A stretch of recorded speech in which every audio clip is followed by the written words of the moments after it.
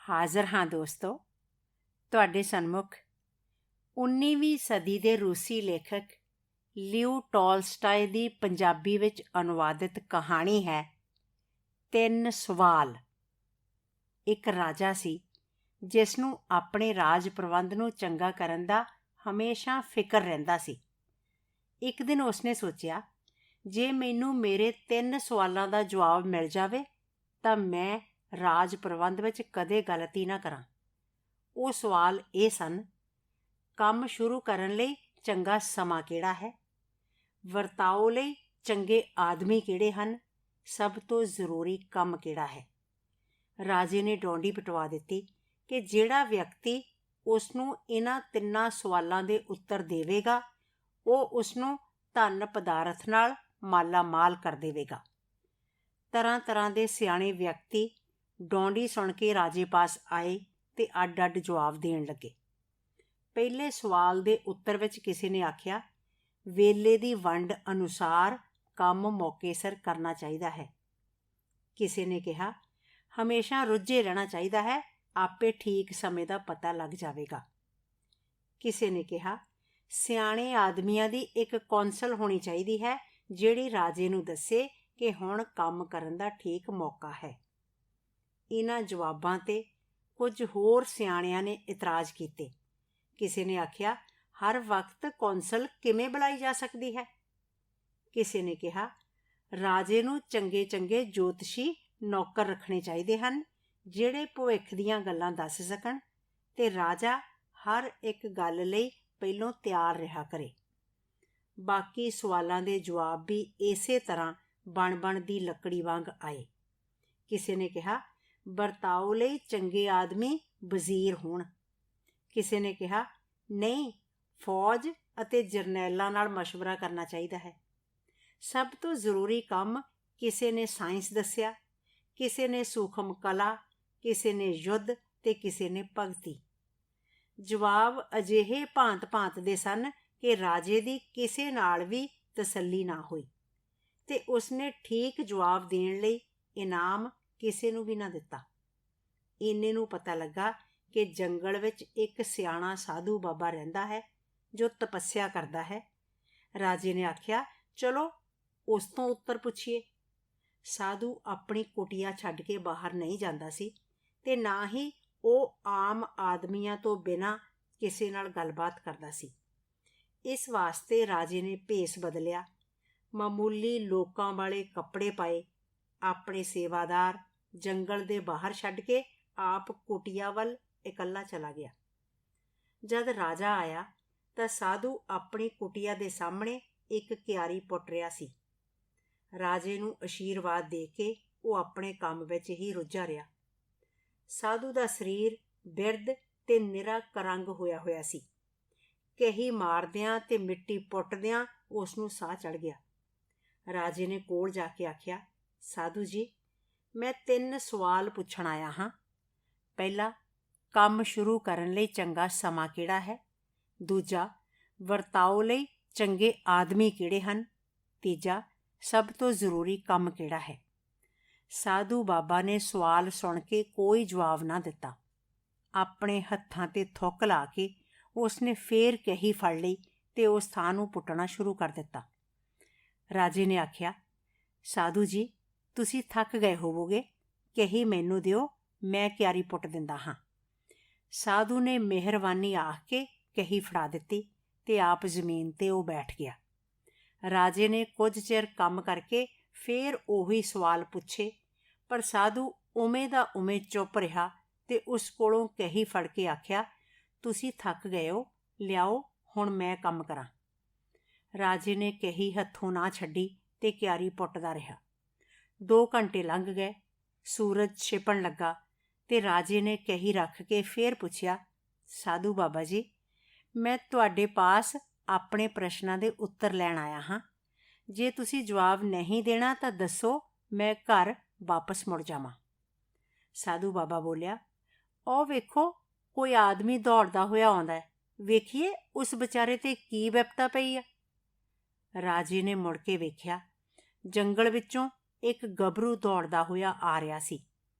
ਉਸ ਦੇ ਹੱਥ ਆਪਣੀ ਇੱਕ ਬੱਖੀ 'ਤੇ ਸਨ ਤੇ ਉੱਥੋਂ ਲਹੂ ਨਿਕਲ ਰਿਹਾ ਸੀ। ਉਹ ਸਾਧੂ ਅਤੇ ਰਾਜੇ ਦੇ ਨੇੜੇ ਆ ਕੇ ਨਿਢਾਲ ਹੋ ਕੇ ਡਿੱਗ ਪਿਆ। ਰਾਜੇ ਨੇ ਵੇਖਿਆ ਕਿ ਉਸ ਦੀ ਵੱਖੀ ਵਿੱਚ ਵੱਡਾ ਸਾਰਾ ਜ਼ਖਮ ਸੀ।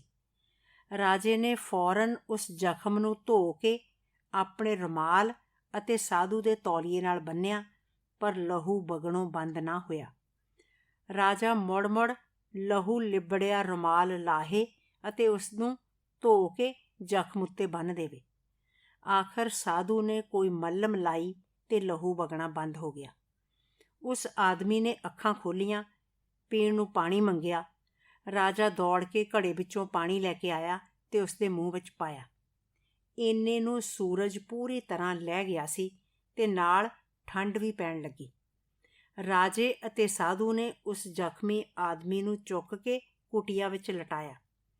ਅੰਦਰ ਲੇਟ ਕੇ ਉਸ ਆਦਮੀ ਦੀ ਛੇਤੀ ਹੀ ਅੱਖ ਲੱਗ ਗਈ। ਰਾਜਾ ਵੀ ਦਿਨ ਭਰ ਦਾ ਥੱਕਿਆ ਹੋਇਆ ਸੀ। ਉਹਨੂੰ ਵੀ ਫਰਸ਼ 'ਤੇ ਬੈਠਿਆਂ ਨੀਂਦਰ ਨੇ ਘੇਰ ਲਿਆ ਤੇ ਉਹ ਉੱਥੇ ਹੀ ਸੌਂ ਗਿਆ। ਇਸ ਤਰ੍ਹਾਂ ਸੁੱਤਿਆਂ ਰਾਤ ਲੰਘ ਗਈ। ਸਵੇਰੇ ਜਦੋਂ ਜਾਗਿਆ ਤਾਂ ਸੋਚਣ ਲੱਗਾ, ਮੈਂ ਇੱਥੇ ਕਿਵੇਂ ਆ ਗਿਆ? ਜਦ ਉਸ ਗੱਭਰੂ ਨੇ ਅੱਖ ਖੋਲ੍ਹੀ ਤਾਂ ਰਾਜੇ ਨੂੰ ਆਪਣੇ ਵੱਲ ਤੱਕਦਾ ਵੇਖ ਕੇ ਉਸ ਨੂੰ ਹੱਥ ਜੋੜ ਕੇ ਆਖਿਆ, ਮੈਨੂੰ ਮਾਫ਼ ਕਰ ਦਿਓ ਹਜ਼ੂਰ। ਰਾਜਾ ਉਸ ਦੀ ਗੱਲ ਸੁਣ ਕੇ ਬੜਾ ਹੈਰਾਨ ਹੋਇਆ ਤੇ ਬੋਲਿਆ, ਮੈਂ ਤਾਂ ਤੈਨੂੰ ਜਾਣਦਾ ਹੀ ਨਹੀਂ, ਫਿਰ ਮਾਫ਼ੀ ਕਿਸ ਗੱਲ ਦੀ?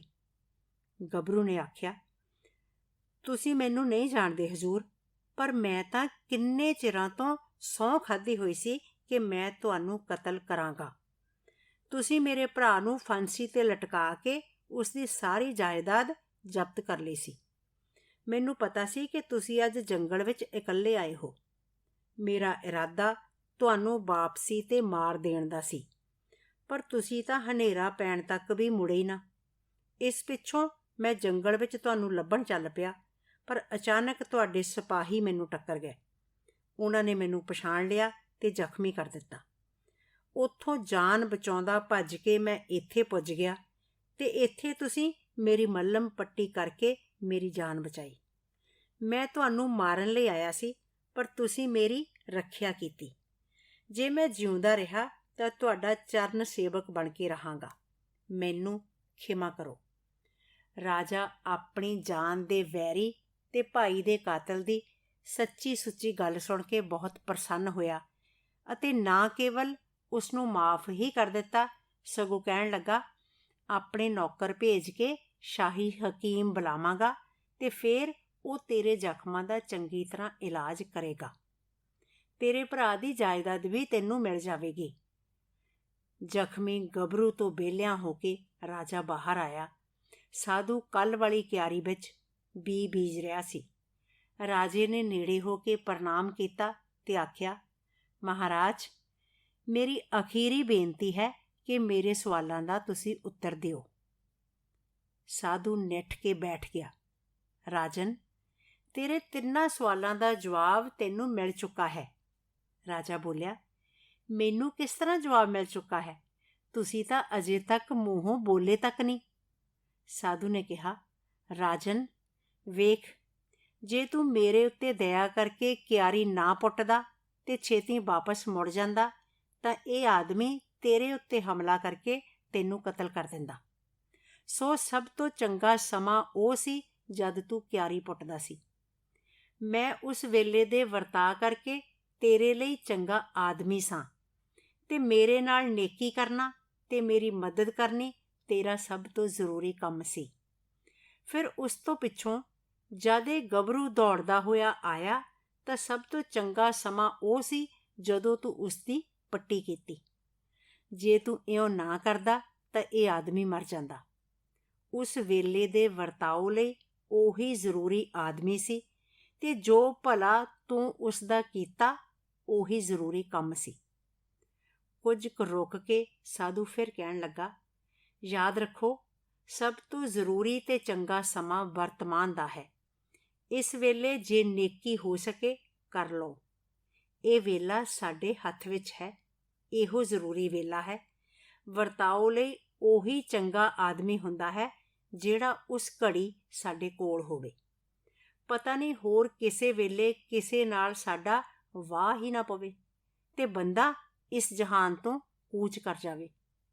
ਤੇ ਅਸਲ ਵਿੱਚ ਕੰਮਾਂ ਵਿੱਚੋਂ ਸਭ ਤੋਂ ਅਹਿਮ, ਉੱਚਾ ਤੇ ਜ਼ਰੂਰੀ ਕੰਮ ਇਹੋ ਹੀ ਹੈ ਕਿ ਹਰ ਕਿਸੇ ਆਦਮੀ ਦਾ ਭਲਾ ਕੀਤਾ ਜਾਵੇ, ਕਿਉਂਕਿ ਮਨੁੱਖ ਦੇ ਦੁਨੀਆ ਵਿੱਚ ਆਉਣ ਦਾ ਮੰਤਵ ਇਹ ਇੱਕੋ ਹੀ ਹੈ। ਸਾਧੂ ਬਾਬਾ ਵੱਲੋਂ ਦਿੱਤੇ ਸਵਾਲਾਂ ਦੇ ਸਹੀ ਜਵਾਬਾਂ ਨਾਲ ਰਾਜੇ ਦੀ ਤਸੱਲੀ ਹੋ ਗਈ। ਰਾਜਾ ਉਸ ਦਾ ਧੰਨਵਾਦ ਕਰਦਾ ਹੋਇਆ ਖੁਸ਼ੀ-ਖੁਸ਼ੀ ਵਾਪਸ ਪਰਤ ਗਿਆ। ਸ਼ੁਕਰੀਆ ਦੋਸਤੋ।